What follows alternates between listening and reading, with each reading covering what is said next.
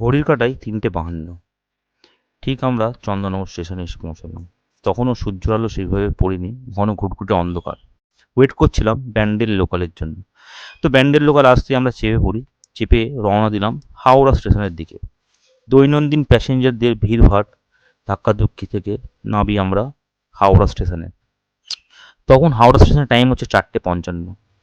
আমাদের গন্তব্য হচ্ছে নিউ কমপ্লেক্স। ব্যান্ডেল লোকালকে টাটা বলে যাচ্ছি নিউ কমপ্লেক্সের দিকে।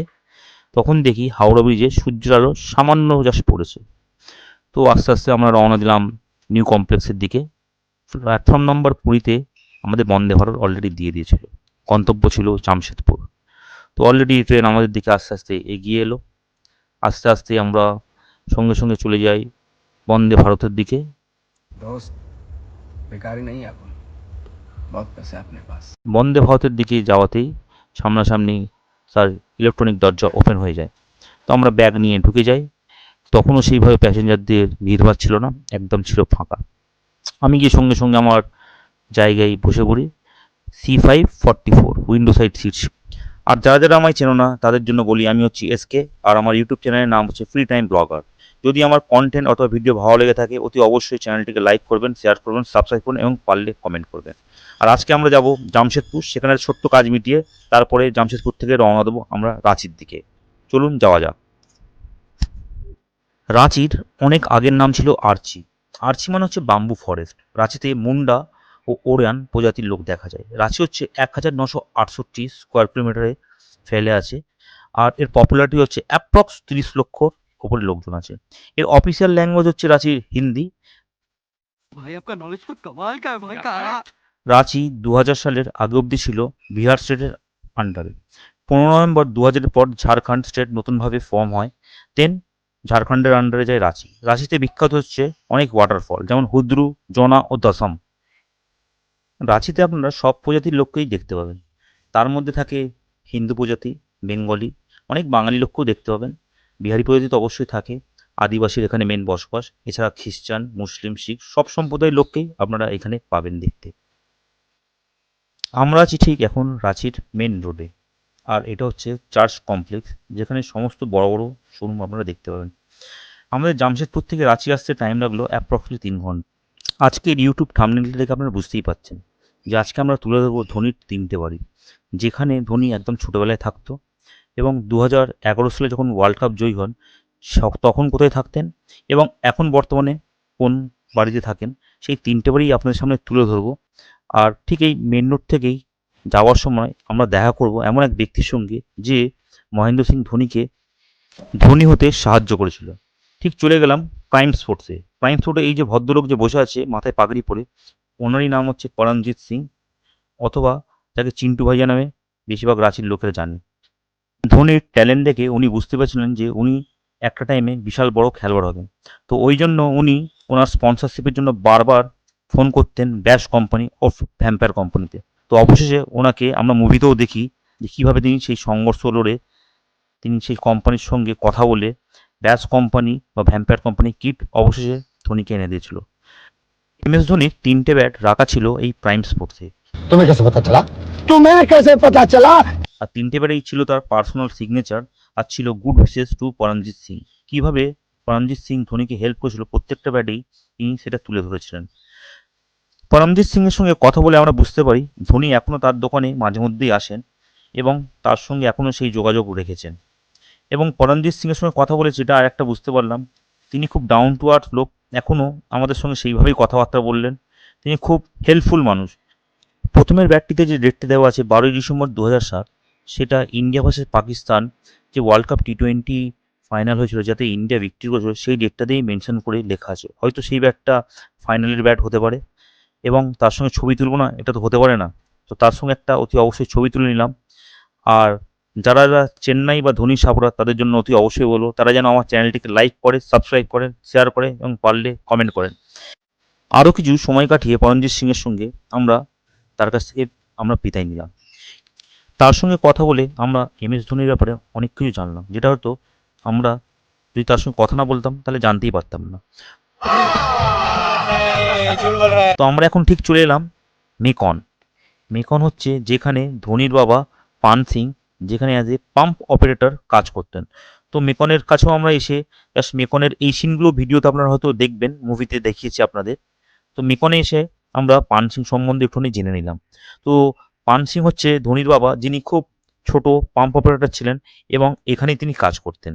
তো এইসব জায়গাগুলো আস্তে আস্তে আপনাদের সামনে তুলে ধরছি, ধোনির বাবা যেখানে কাজ করতেন বা ধোনির যে স্মৃতি সেইগুলো আমরা তুলে ধরার চেষ্টা করছি আপনাদের সামনে। মেকন লিমিটেড হচ্ছে গভর্নমেন্ট ওন পাবলিক সেক্টর, যেটা মিনিস্ট্রি অফ স্টিলের আন্ডারে থাকে। 1959 সালে এর স্ট্যাবলিশমেন্ট হয়। মেকনটা অনেকটাই বড় জায়গা জুড়ে রয়েছে রাঁচিতে, আর রাঁচিতে মেকন লিমিটেড সবাই এক কথাই চেনে। कुछ भी कुछ भी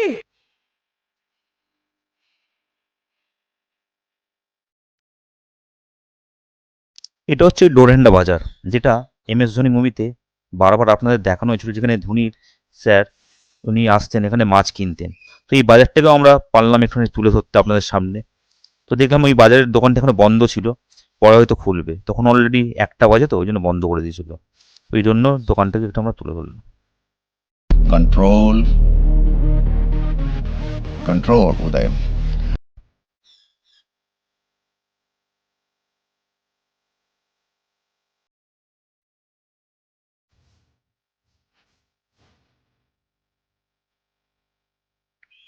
MS ধোনির জন্ম হয় জুলাই মাসের 7 তারিখ 1981 সালে মেকন হসপিটাল। এটি হচ্ছে ওই মেকন হসপিটাল, এটাকেও MS ধোনি মুভিতে দেখানো হয়েছে।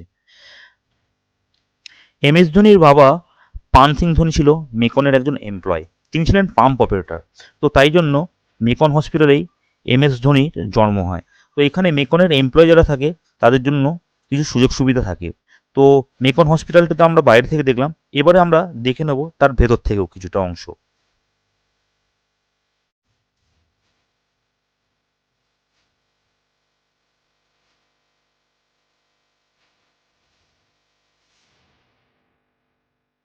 মেকন হসপিটালের সেকেন্ড ফ্লোরটা ছিল মেটার্নিটি ওয়ার্ড। এই সিনটাকে আপনারা দেখলেই বুঝতে পারবেন এটাকেও MS ধোনি মুভিতে দেখানো হয়েছিল, যেখানে অনুপম খের আর MS ধোনির বোন তারা এখানে ওয়েট করছিল। তো এই সিনটাকে আমরা একটু তুলে ধরলাম, আর মেটার্নিটি ওয়ার্ডটাকেও আপনাদের সামনে শুনেই তুলে ধরবো। মেটার্নিটি ওয়ার্ডের যে দরজাটা সেটা দেখলেই বুঝতে পারবেন, এখান থেকেই নার্স বার হয়ে তখন বলে যে ধোনি জন্ম হয়েছিল।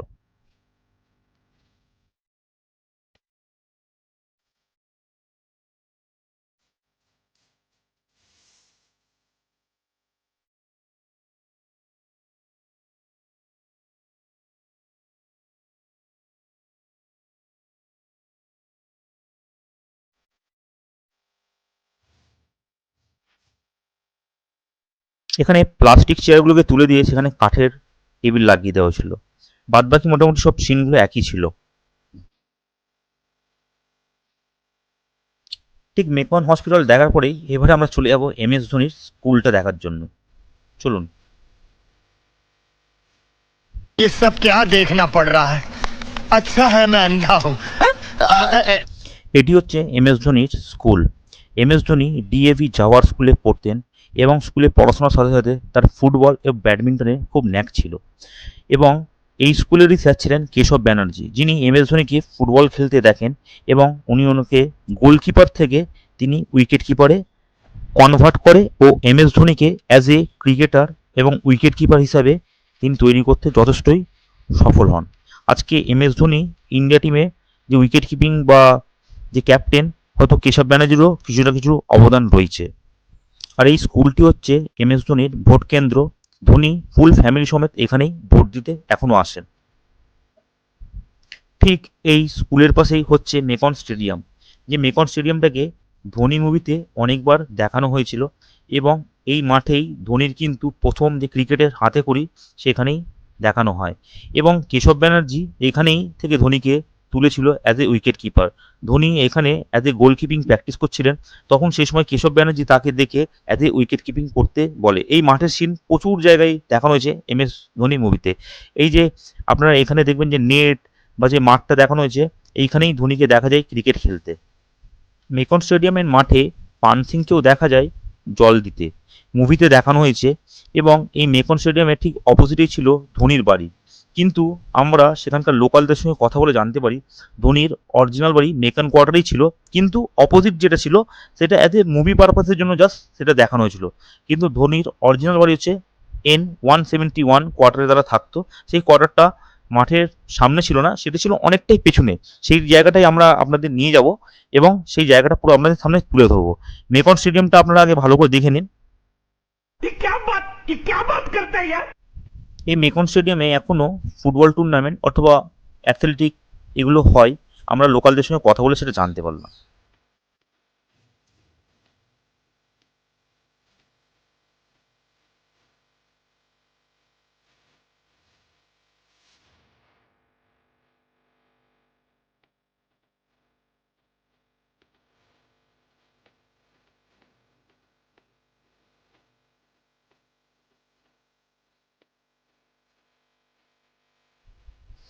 মেকন স্টেডিয়াম দেখার পরে আমরা অনেকটাই ঘুরতে ঘুরতে মানে অনেকটা পেছনের দিকে ধোনির যে অরিজিনাল বাড়ি ছিল N171 কোয়ার্টার, সেই কোয়ার্টারটিকে আপনাদের সামনে তুলে ধরছি। কোয়ার্টারটি হচ্ছিল আপনার ফার্স্ট ফ্লোরে। তো ফার্স্ট ফ্লোরেই ধোনিরা থাকতো, কিন্তু মাঠের সামনে তারা থাকতো না, সেটা অনেকটাই পেছনের দিকে ছিল। এবং পরবর্তীকালে আমরা জানতে পারি যে E26 নামেও কোয়ার্টারে তারা পরবর্তীকালে ছিল। अच्छा हमको सिखा दिया है।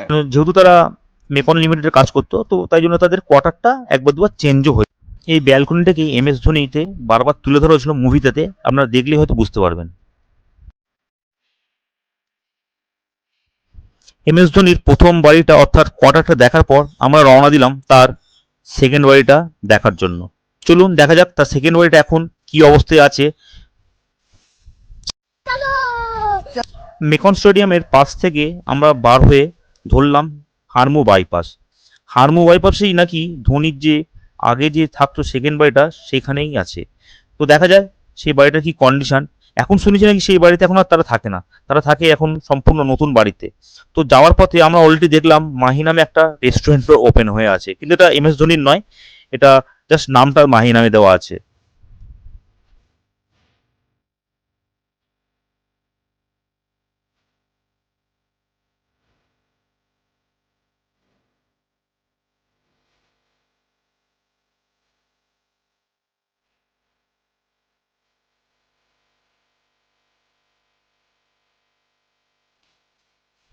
অবশেষে আমরা আমাদের গন্তব্যস্থলে ঠিক পৌঁছে গেলাম। এটাই হচ্ছে MS ধোনির সেকেন্ড বাড়ি।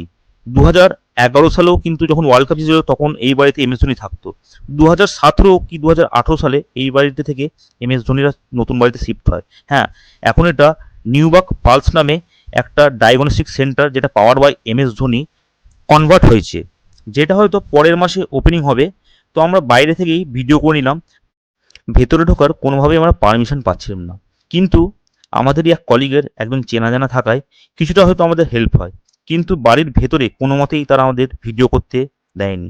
এই বাড়িটি দেখে আমি একটাই কথা বলবো, আমি অনেক বড় বড় বাড়ি দেখেছি, অনেক বড় লোকদের বাড়ি দেখেছি, কিন্তু আমার টপ 10 যদি ওয়ান অফ দ্য বেস্ট বাড়ি, তার মধ্যে এই বাড়িটি দেখে আমার মনে হয়েছিল। ভেতরের যে টাইপের ইন্টিরিয়ার বা বাইরের যে টাইপের ইন্টিরিয়ার অসাধারণ। এই বাড়িটি আমি এর আগেও দেখেছি, 2011 সালে আমি যখন রাঁচি থাকতাম তখনও দেখেছি, কিন্তু এই বাড়িটি এত ভেতর থেকে তখন দেখতে পাইনি। কিন্তু আমি এটুকু বলতে পারি এই বাড়িটি দুর্দান্ত একটি বাড়ি MS ধোনির, যেটা আমি আপনাকে মুখে বলে হয়তো বোঝাতে পারবো না। আমার দেখা একটা সেরা বাড়ি, ইটস ড্রিমস কাম ট্রু। ঠিক এই সেকেন্ড বাড়িটি দেখার পর আমরা চলে গেলাম তার 3 নম্বর বাড়ি, এখন যেখানে ধোনি থাকে তার ফুল ফ্যামিলি সমেত। এই বাড়িটি তৈরি হয়েছে 2017 সালে এবং বাড়িটির নাম রাখা হয়েছে কৈলাসপতি। বাড়িটি হচ্ছে ঠিক রিং রোডে। আমরা এখন হারমু বাইপাস থেকে ঠিক আস্তে আস্তে চলে গেলাম রিং রোডের দিকে। রিং রোডটি রাঁচি স্টেশন থেকে প্রায় 10 কিলোমিটার দূরে, মানে রাঁচি শহর থেকে অনেকটাই বাইরে। এই যে বাড়িটা যার সম্বন্ধে আমরা বলছি এখন, যে বাড়িটা আমরা দেখতে যাবো, এই বাড়িটি অনেক বড় এরিয়া জুড়ে আছে। প্রায় 7 একর্স জমি নিয়ে এই বাড়িটিকে তৈরি করা হয়েছে, যার কস্ট অ্যাপ্রক্সলি 6 কোটি। এই বাড়ির মধ্যে জিম আছে, সুইমিং পুল আছে, ইনডোর স্টেডিয়াম আছে, এমনকি নেট প্র্যাকটিসের জায়গা পর্যন্ত আছে। এবং এছাড়াও ধোনির স্পোর্টস বাইক এবং স্পোর্টস কারের কালেকশন এই বাড়ির মধ্যে আপনারা দেখতে পাবেন। শুধু তাই নয়, বিশাল বড় যে জায়গা রয়েছে তার মধ্যে ধোনি ফার্মিংও করেন। আমরা ঠিক যখন এই বাড়িটির কাছে পৌঁছাই তখন দেখা যায় একটি বিশাল বড় পাঁচিল এবং বিশাল বড় একটি লাল গেট। তো লাল গেটের সামনে থেকে আমরা যখন গার্ড সাহেবকে জিজ্ঞেস করি যে আমরা কি এই বাড়িটি দেখতে পাবো, তো কোনো মতেই সেখানে আমাদের অনুপ্রবেশ করতে দেওয়া হয়নি। गजब बेइज्जती है। অনেক ইউটিউব ভিডিও অথবা আপনারা ইমেজ দেখতে পাবেন এই লাল গেটটি থেকে ধোনি বার হয়ে বাইকে বা চার চাকার মাধ্যমে বার হচ্ছে, বা ধোনির সাপোর্টাররা বা ধোনির ভক্তরা এই গেটের সামনে ওয়েট করতে দেখা যায় তাদের। ধোনির বাড়ির ঠিক সামনের রাস্তাটা এটা, ঠিক জুম করে আমরা দেখতে পাই ধোনির বাড়িটি, মানে ধোনি এত দূরে এই বাড়িটি আছে গেট থেকে, মিনিট 15 তো কমসে কম হেঁটে লাগবে গেট থেকে যেতে তার বাড়ি। 200 মেগাপিক্সেলের মাধ্যমে আমরা জুম করে তখন তার বাড়িটি দেখতে পাই, ঠিক রাজপ্রাসাদের মতন ঠিক তার বাড়িটি তৈরি করা হয়েছে। 7 একর জায়গা বলে ঠিক এতটা দূর, গেট থেকে তার ডিস্টেন্সটা প্রায় অনেকটাই, 10 থেকে 15 মিনিট তো কমসে কম পায়ে হেঁটে লাগবে, আর যদি বাইক বা চার চাকায় কমসে কম 2 থেকে 3 মিনিট আমাদের লাগবে বলতে। এই ভিডিওটির মাধ্যমে আমি আপনাদের সামনে তুলে ধরলাম ধোনির ঠিক 3টে বাড়ি। ধোনি জায়গায় একটা কোয়ার্টারে থাকতো, সেখান থেকে এই এত বড় বাড়ি সে তৈরি করেছে। এটাই হলো কপাল বা হার্ডওয়ার্কের ফলাফল, যে সে আজ ওই জায়গা থেকে এই জায়গায় সে এসেছে। এমনকি ধোনির বাবা কোথায় চাকরি করতো সেটাকেও তুলে ধরার চেষ্টা করলাম, ধোনির জন্মস্থান যে মেকন হসপিটাল, এমনকি ধোনি যেখান থেকে পড়াশোনা করেছিল এবি স্কুলে। আর যদি আমার ভিডিওটি আপনাদের ভালো লেগে থাকে বা ইনফরমেটিভ লেগে থাকে তো অতি অবশ্যই চ্যানেলটিকে লাইক করবেন, সাবস্ক্রাইব করবেন, পারলে কমেন্ট করবেন এবং শেয়ার করবেন, এবং কমেন্টে অতি অবশ্যই জানাবেন যে কারা কারা ধোনির ফ্যান এবং কারা কারা ধোনির এই 3টে বাড়ি ভিজিট করেছেন। আর অথবা যদি আমার কোনো ভুল ইনফরমেশন থাকে বা যদি আমি কিছু ভালো করে থাকি তো অতি অবশ্যই সেটা কমেন্টের মাধ্যমে জানাবেন। চেষ্টা করবো আরও এই টাইপের ইনফরমেটিভ ভিডিও আপনাদের সঙ্গে তুলে ধরার। আর ভিডিও শেষে একটাই কথা আমার মনে পড়ে,